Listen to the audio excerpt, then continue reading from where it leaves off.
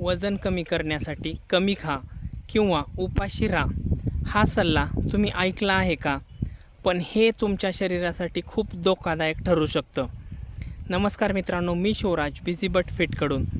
खूप लोक weight लॉससाठी meal skip करतात किंवा दिवसभर खूप कमी खातात.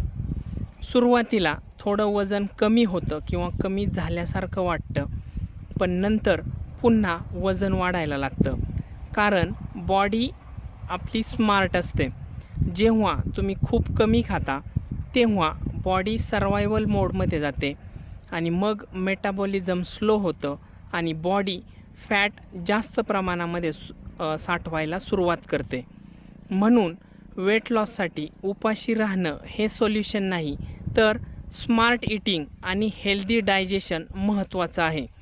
जर तुम्हाला हेल्दी आणि सस्टेनेबल वेट लॉसबद्दल माहिती हवी असेल तर कमेंट करा फिट किंवा डिस्क्रिप्शनमध्ये दिलेल्या नंबरवर मेसेज करा. धन्यवाद.